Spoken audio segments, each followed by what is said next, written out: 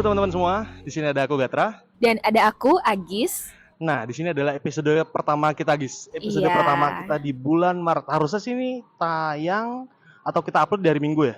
Iya, harusnya sih. Nah, semoga lancar. Nah, kenapa aku bilang semoga lancar, Gis? Soalnya untuk teman-teman ketahui, sebelum kita ngebahas lebih jauh tentang apa sih sebenarnya belajar podcast itu, aku pengen cerita nih untuk teman-teman. Jadi sebenarnya kita udah rekaman, udah tapping episode 1. Nah, tapi ternyata aku nggak sadar kalau mic itu mati, Gis. Nah, jadi kita mesti ngulang lagi, Gis. Sorry banget.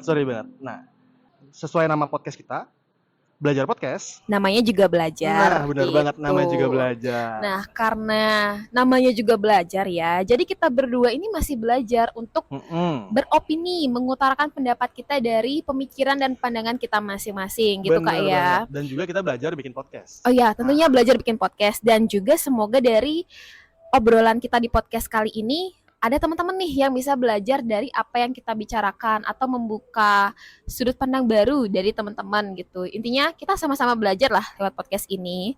Nah, sekedar informasi juga nih ya.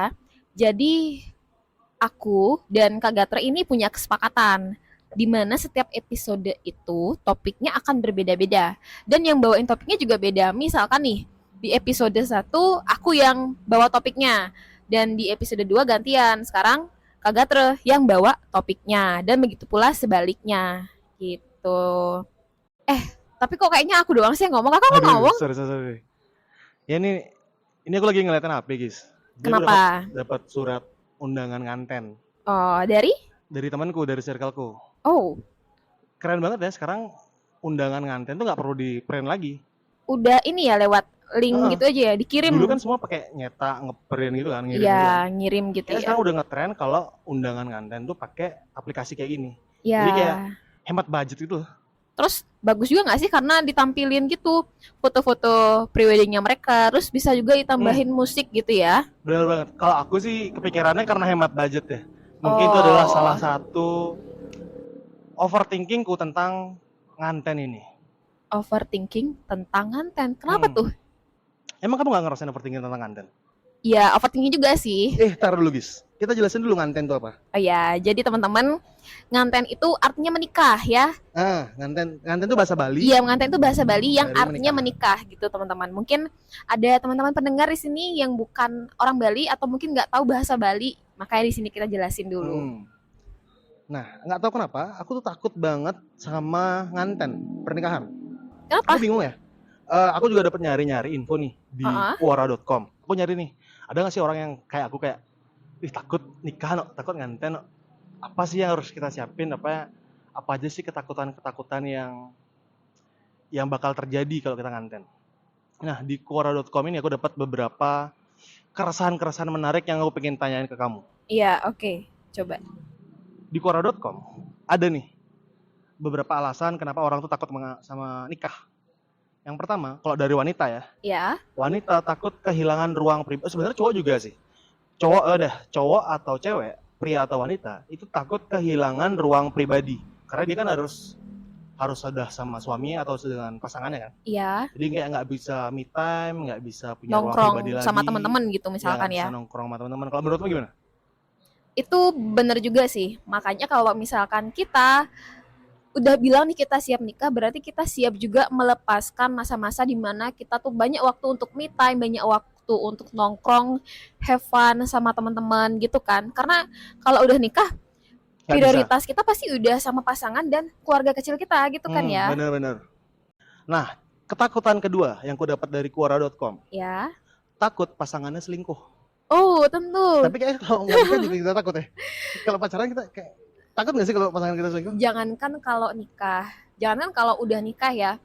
Kalau kita pacaran, punya pacar, kita pun pasti takut pacar kita, pasangan kita itu bakal selingkuh. Bener-bener. Gitu. Cuma mungkin kalau bukannya menggampangkan ya, cuma kalau pacaran kan ya kalau cewek mau putus, cowok kayak putus ya, cowok selingkuh atau cewek selingkuh masih bisa nyari yang lain. Bisa putus gitu maksudku. Tapi kalau udah nikah, masa cerai? Bener. Urusannya ribet banget nggak sih jadinya? Ribet dan karena udah ada suatu ikatan atau komitmen kan. Iya, dalam adat dan agama gitu ya bahasanya ya. Nggak segampang putus lah. Oke, kalau kita pacaran kita bisa putus nyambung. Kalau nikah masa kawin cerai gitu. Ya walaupun ada sih, tapi rumit banget. Repot, say. Ketakutan yang ketiga. Banyak banget takutnya. Banyak banget nih, guys. Aku udah nyiapin beberapa list nih. Takut banget. Karena aku yang buat topik kan hari ini. Iya juga sih Nah. ya. Ketakutan yang ketiga ini dari pihak perempuan. Kenapa? Takut melahirkan. Kamu sendiri gimana? Oke. Menurutmu gimana? Kamu takut nggak? Kalau takut melahirkan, bener sih, karena kan orang bilang itu antara hidup dan mati gitu ya. Tapi kalau kata ibuku sih ya, tiap wanita itu kan, ibumu? iya kata ibuku. Jadi tiap orang itu, tiap wanita itu punya struggle yang berbeda-beda nih. Benar. Ibuku itu lebih takut dalam proses hamilnya, jadi ngidamnya itu katanya nyiksa dibandingkan melahirkannya.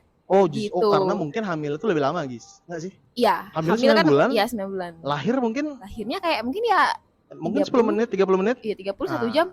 Ya sakitnya menjelang lahiran itu tidak semenyiksa waktu ngidam gitu katanya. Kata ibumu. Ya, tapi sama aja gitu kayak aduh takut hamil. Intinya takut hamil gitu kan ya. Kayak takut proses hamilnya nggak lancar intinya gitu. Nah, aku juga dapat nyari artikel nih dari portal berita UNY. Ya. Nah, ini dosen yang ngomong, guys, bukan aku loh. Oke. Dosen kimia FMIPA dari UNY itu bilang kalau secara biologis wanita siap untuk bereproduksi pada usia 20 tahun. Sedangkan untuk pria itu 25 tahun. Oke. Pada usia itu organ-organ reproduksi siap berfungsi secara optimal. Jadi ya mungkin kalau masih kecil, masih remaja itu ya pantas kita merasa takut. Tapi kalau kita seiring kita dewasa, mungkin ketakutan terhadap kehamilan dan punya anak itu lebih berkurang. Karena kita lebih siap secara jasmani dan secara mental. Nah, berarti kalau misalkan kita mau nikah, kita juga harus artinya fisik kita juga harus udah siap kan untuk misalnya aku sebagai wanita ya, artinya fisik aku itu sudah siap ketika aku hamil, ketika aku melahirkan itu fisikku sudah siap gitu. Nah, karena aku juga dapat nyari nih, aku banyak senjata, guys, hari ya ampun banyak banget. Aku dapat artikel dari Sehat Negeriku dari Kemenkes. Oke, Kemenkes nih ya. Kehamilan usia muda atau remaja itu beresiko bayinya bisa prematur, berat badan bayi lahir itu bisa rendah, bisa stunting, iya. bisa pendarahan pasca persalinan, dan yang paling parah dari semuanya adalah dapat meningkatkan kematian ibu dan janin. Jadi itu kenapa kesiapan secara jasmani itu penting banget. Pernah nggak sih dengar kayak misalnya kalau anak-anak atau remaja perempuan itu hamil, itu panggulnya itu masih sempit, pernah dengar nggak? Pernah dengar. Kalau misalkan panggulnya masih sempit, itu sulit nggak sih melahirkannya? Sulit melahirkan secara normal. Meskipun mungkin bisa sesar ya. Iya. Tapi meskipun bisa sesar pun ada resiko yang lain juga. Ya. Bisa bayi stunting, bisa berat bayi rendah dan segala macam. Jadi banyak banget resikonya. Dan kenapa kehamilan pada usia muda itu juga berbahaya? Karena si ibu dan si janin itu masih sama-sama membutuhkan gizi. Kamu bayangin deh, misal kamu ya. Kamu 16 tahun kamu hamil, bayangin. Sementara kan kita masih bertumbuh tuh. Sampai usia 20-an, 25 tahun kita masih tumbuh. Batas. 21. Iya, kalau nggak salah. Kita masih tumbuh. Iya. Kita masih perlu gizi dan nutrisi untuk diri kita sendiri. Oke. Sementara kalau kamu hamil, kamu harus membagi nutrisi-nutrisi itu dengan janinmu. Ya, jadi nutrisinya itu bukan cuma buat janin aja, tapi orang kita sendiri kok masih perlu nutrisi kan gitu ya? Kamu sendiri masih perlu nutrisi. Nah, itu kan tadi kita ngomong dari aspek kesehatan. Iya. Kalau dari hukum, nah, ada nih. Kalau dari hukum, ada Undang-Undang Nomor 1 Tahun 1974. Pernah dengar nggak? Enggak. Tentang perkawinan. Jadi Undang-Undang Nomor 1 Tahun 1974 itu adalah undang-undang tentang perkawinan. Nah, ini juga diperbarui di Undang-Undang Nomor 16 Tahun 2019, tapi kurang lebih pasalnya sama. Intinya, poin yang pengen aku sampaikan adalah ada pasal penting di undang-undang ini, yaitu pria dan wanita minimal kalau mau kawin itu usia 19 tahun. Minimal 19 tahun. Itu yang udah direvisi. Direvisi tahun 2019. Jadi kenapa 2019 direvisi? Ya. Kalau yang tahun 1974 ada perbedaannya. Kalau di undang-undang tahun 1974 itu minimal prianya itu minimal 19 tahun. Iya. Sementara wanitanya 16 tahun. Ini masih kecil banget. Meskipun 19 tahun juga sebenarnya kalau kita ngelihatnya masih kecil ya. Masih kecil banget. Cuma pertimbangan dari pemerintah itu karena kalau diperbolehkan nih menikah di umur 16 tahun untuk perempuan, itu resikonya lebih tinggi lah, terlalu Oh, tinggi. jadi setelah ini ya, dipertimbangkan lagi, dievaluasi dari tahun ke tahun. Itu kan waktu masih tahun 1974 ya. Ya. Udah lama banget gitu. Jadi dievaluasi tahun 2019. Udah lama banget ternyata itu aturannya ya. Benar banget. Dari 74 ke 2019 baru direvisi. Nah, pertimbangan pemerintah pun sekarang baru bisa membatasi usia minimal 19 tahun dengan segala pertimbangan yang mereka miliki. Itu dia yang kita dapat kalau kita ngelihat undang-undang perkawinan. Kalau kita lihat dari segi hukum, undang-undang ya. Benar banget.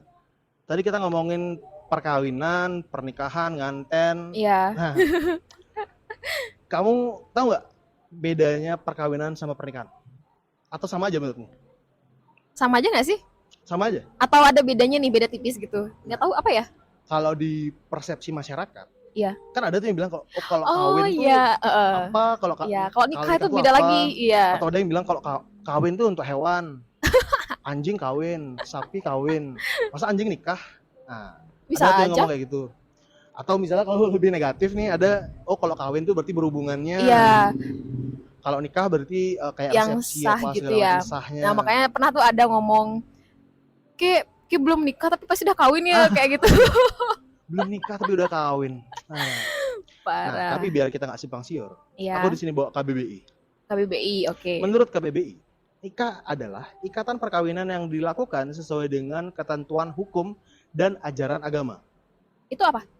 Itu adalah nikah. Nikah, ya. Ulang ya, nikah adalah ikatan perkawinan yang dilakukan sesuai dengan ketentuan hukum dan ajaran agama. Oke, tahan Gis. Iya.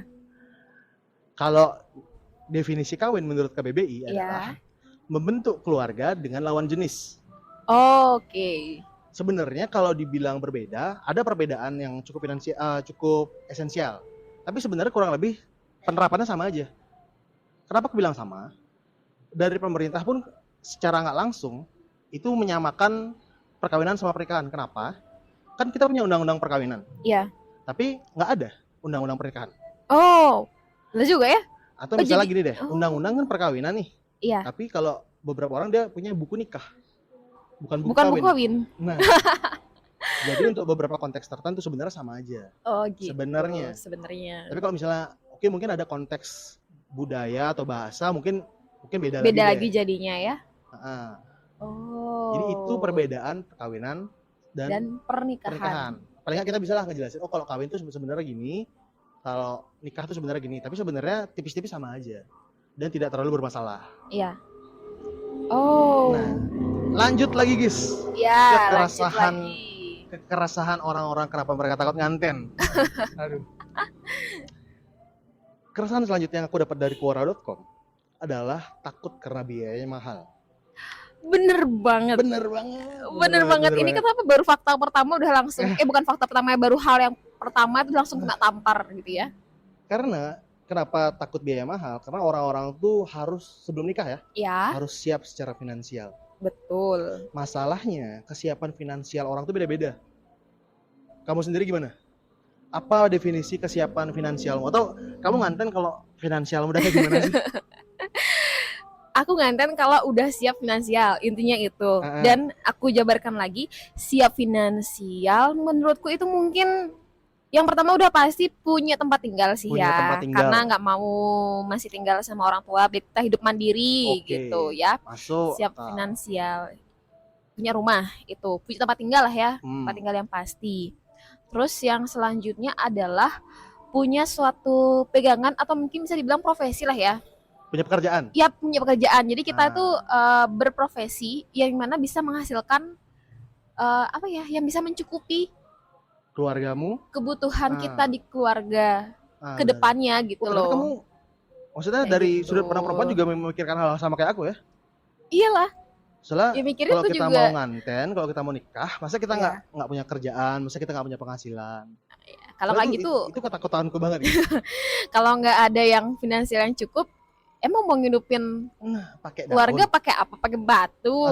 Ya enggak dong. Jadi teman-teman, kalau mau sebelum kalian nganten, selain kesiapan jasmani yang tadi kita jelasin, usia dan segala macam, juga harus ada kesiapan finansial.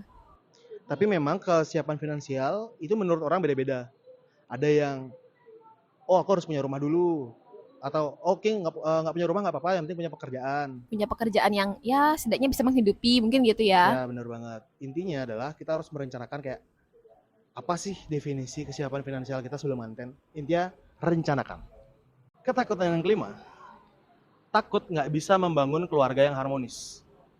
Oke, sebelum mungkin aku coba ngira-ngira kenapa sih orang bisa takut membangun keluarga yang harmonis. Mungkin ada beberapa faktor kayak misalnya latar belakang keluarga kan, latar belakang keluarga orang kan beda-beda ya. Iya, beda-beda. Mungkin ada yang dia sama keluarganya baik-baik aja. Mungkin ada yang broken home. Bener. Mungkin ada teman-teman kita yang broken home habis itu ngerasa kayak aku takut membuat suatu komitmen dan takut cerai sehingga Kayak- anakku akan merasakan hal yang sama kayak aku. Ya, aku takut mungkin kejadian di keluargaku bakal terulang di aku, terus anakku merasakan nih hal yang sama seperti aku gitu ya. Atau misalnya aku takut pasanganku toksik ternyata pas pacaran baik-baik aja tapi Pas nikah, nikah, anjir kelihatan toksik sebenarnya gimana. banget gitu. mungkin ini juga nyambung ke ketakutan yang sebelumnya yang Yang selingkuh tadi. Oh, jadi Keluarga jadi nggak harmonis kan? harmoni. Iya, bener juga. Tapi Ya. nyambung ke semuanya sih, ke finansial juga nyambung. Bisa jadi broken home karena banyak hal. Jadi bukan perkara dia selingkuh doang. Bisa jadi karena mungkin tidak dikasih nafkah lah gitu. Benar. Jadi semua ketakutan ini sebenarnya rangkaian. berujung pada satu hal gitu. Cuman takut kalau nanti keluarganya nggak harmonis gitu kan. Iya, benar.